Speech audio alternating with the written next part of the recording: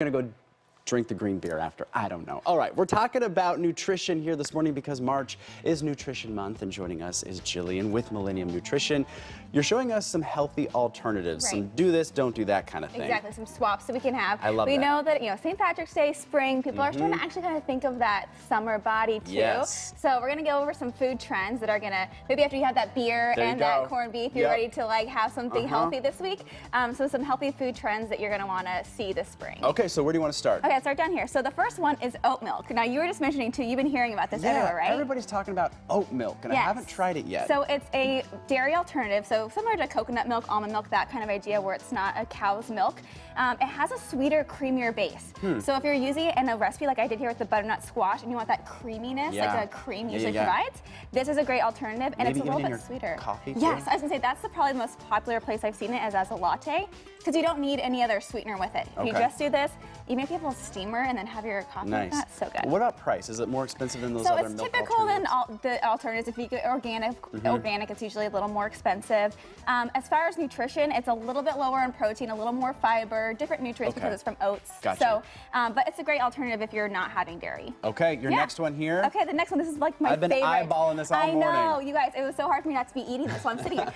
So this is actually, we're gonna swap our regular flour for cassava flour. So cassava flour is from the cassava root. It's naturally grain-free, gluten-free, nut-free. So typically when people are baking with the gluten-free diet, it's really tough because the stuff doesn't turn out the way that you expect it with regular flour.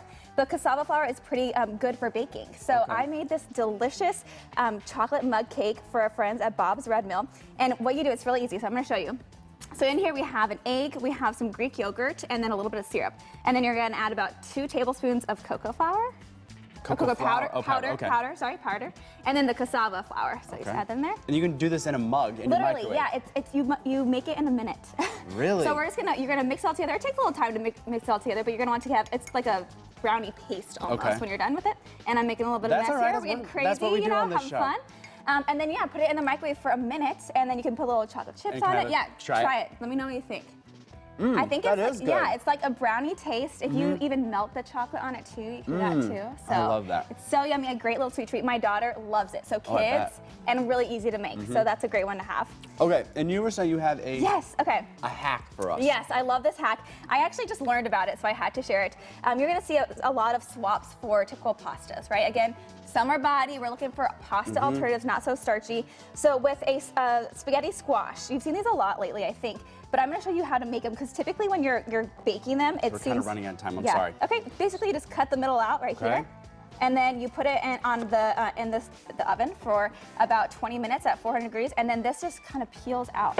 Oh, look at that. Easy. That's a lot easier. Look at that. So easy. And then you just put a little bit of sauce on it, anything you want. And boom. Easy. Low Done. carbs. Low carbs. I love it. Gillean, how can people find you? You can find me on my website on millennialnutrition.com, and I'll be posting all of the recipes at Millennial Nutrition on my Instagram. And if you go to my website, you'll get my newsletter where you can get a free recipe guide. Awesome. Yeah. I'm going to steal this whole thing, because this was so good. I love that. I'm going to be making these in mugs in the break room here. Yeah, it's so easy too. All right, we'll be right back.